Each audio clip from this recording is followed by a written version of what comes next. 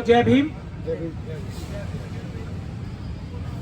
26 नवंबर आप सभी को ये तारीख, सभी देशभक्तों को ये तारीख, सभी अम्बेडकरवादियों को ये तारीख, सभी दुनिया वालों को जो इंसाफ और बराबरी में यकीन रखते हैं, ये 26 नवंबर की तारीख अपने सबसे बड़े महापर्व की लगती है।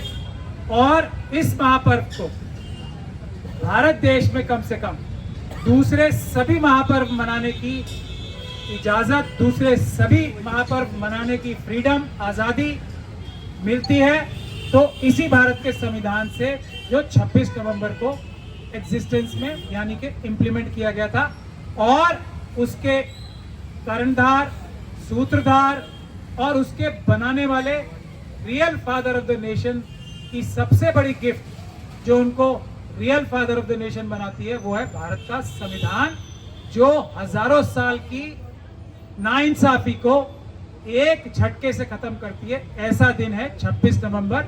इसीलिए हम लोगों ने ये जो नौकरी नहीं, न्याय चाहिए, हर एक व्यक्ति के लिए न्याय चाहिए। मिशन सेव कॉन्स्टिट्यूशन ने जो ये ऐतिहासिक आंदोलन, जो नौकरी नहीं न्याय लेके ही समाप्त होगा, सच्चा प्योर खालिस न्याय लेके समाप्त होगा, वो जो एक आंदोलन चल रहा है उसका सबसे महत्वपूर्ण दिन भी 26 नवंबर को, या आने वाली 26 नवंबर को, अब सिर्फ 4 दिन बचे हैं, उस दिन मनाया जाएगा।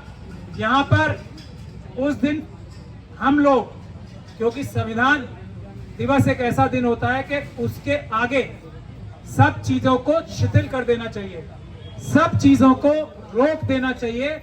जब संविधान को मनाया जा रहा हो, संविधान दिवस मनाया जा रहा हो, या ये सबसे बड़ा महापर्व मनाया जा रहा हो, तो हम भी एक सिंबॉलिक तरीके से यहाँ जहाँ पे हमारा ये धर्म का स्थल है, 4 number gate, arts faculty, Delhi university के सामने, यहाँ पूरी दीपों से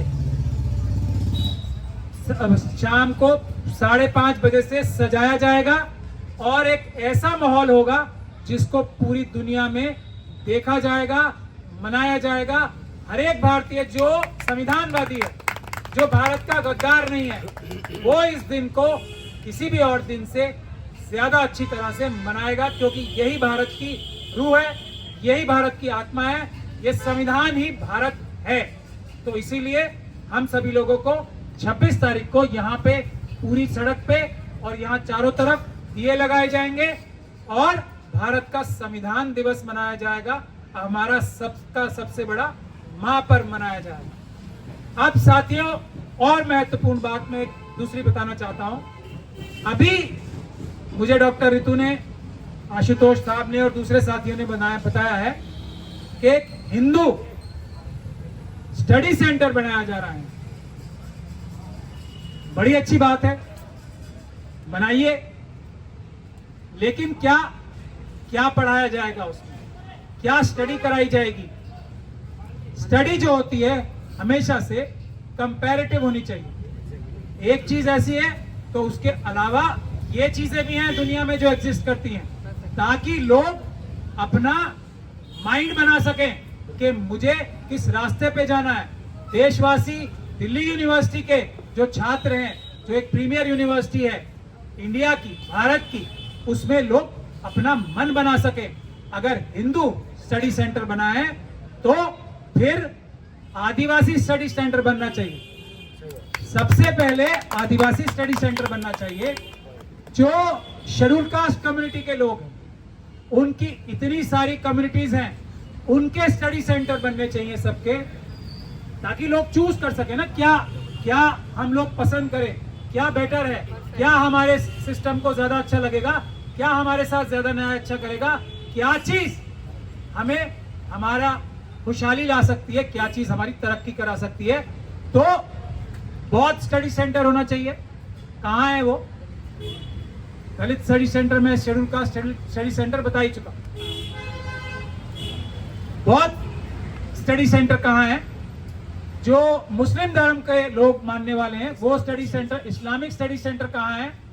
क्रिश्चियन स्टडी सेंटर कहाँ है, जैन स्टडी सेंटर कहाँ है।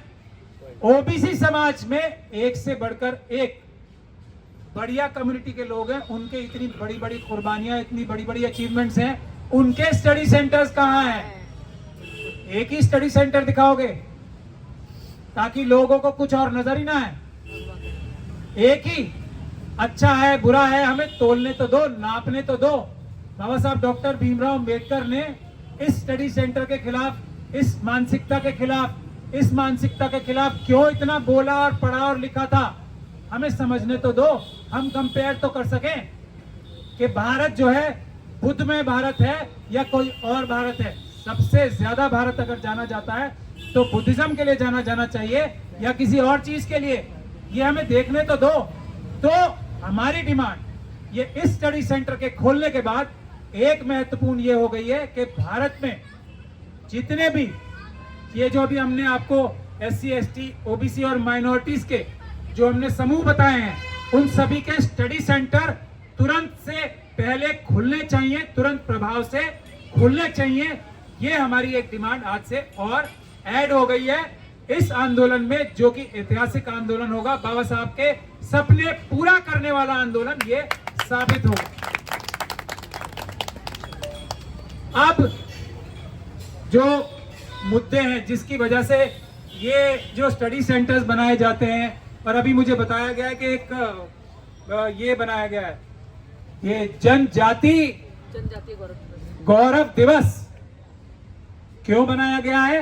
मनुवादी मानसिकता जिससे ग्रसित या जिसके प्रोपोनेंट यहाँ के वाइस चांसलर, यहाँ की प्रॉक्टर, यहाँ के रजिस्ट्रार और ऑफ कोर्स एक छोटे मोटे कॉलेज जो है दौलत राम कॉलेज, क्योंकि विषय है वो इसलिए लेना पड़ रहा है, उनका नाम भी इस सीरीज में, वरना वो इस हायरार्की में बहुत नीचे आती हैं। हालांकि अपने कारनामों से वो बहुत प्रिय हैं आरएसएस और मनुवादियों के, लेकिन अपनी निर्दयता की वजह से, अपनी क्रिमिनलिटी की वजह से वो बहुत पॉपुलर हैं। डॉक्टर सविता रॉय, उनको भी सब लोगों की जो ये मनुवादी मानसिकता है वो एक्सपोज करने के लिए ये स्टडी सेंटर्स तो जरूरी हैं ही, लेकिन ये जो जनजातीय गौरव दिवस है, ये जो मनाने की कोशिश की जा रही है या जो बनाया जा रहा है, ये क्यों है मैं ये बताना चाहता हूं आपको। क्यों है? पहली बात, आजकल देश में सबसे बड़ा अन्याय कहां हो रहा है?